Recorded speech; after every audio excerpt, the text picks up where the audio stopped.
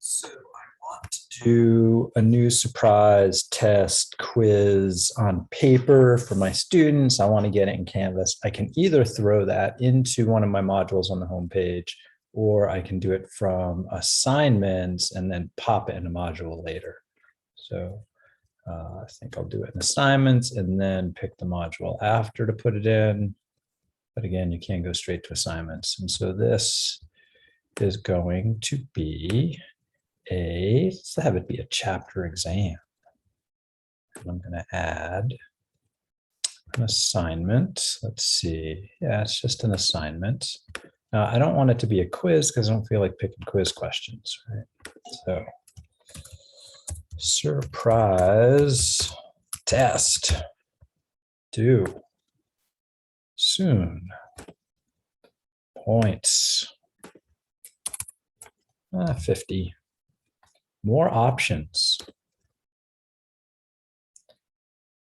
Okay, so I could type some more about it. So later I'll come type some details about it here, my expectations, so on. Any special instructions? Love spell check. Oh, I spelled that bad. Okay, details. We'll call it details. All right, it's in the chapter exams group because that's where I just started it from. I could switch it if I wanted to. Display the greatest points. I do want it to count. Now, submission type, you could have no submission, but it could just be on paper. That works too, either way. So I'm just going to go with no submission. But again, if you wanted to be more clear, you could say, hey, it's on paper. And if these are remote students and it's on paper, you could still have it online. And then I like to do a text entry box that gives them a box like this one up here. And then they could give me an image of their written work if they happen to be remote. If they're all on campus, then on paper is sufficient. Assign to everybody and save it. If you're ready to publish it, just publish it. Bang, it'll appear in their list of stuff to do.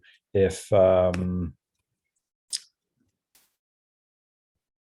you want it to appear in a module, then you have to go in the module and stick it in there. So from my home page, I could put it in there. If you're not using modules, then don't worry about it. It'll appear in their to-do list.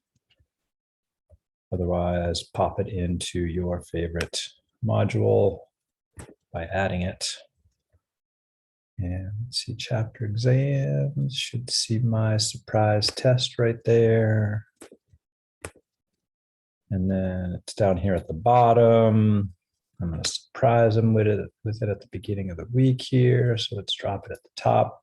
And then I'll turn that on maybe tomorrow. And then they'll see it. Bang. We'll see the instructions, that it's on paper. Sometimes, again, if I have remote students, I will put a PDF in there in the details section. And then they can click that PDF, open it up, see it on the screen, write down their work. If that's the case and it is a surprise, I don't open it up until the moment that surprise is supposed to occur.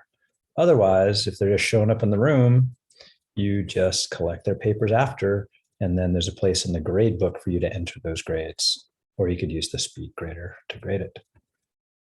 If you're not sure what I mean by speed grader, then I will show you on a different assignment here.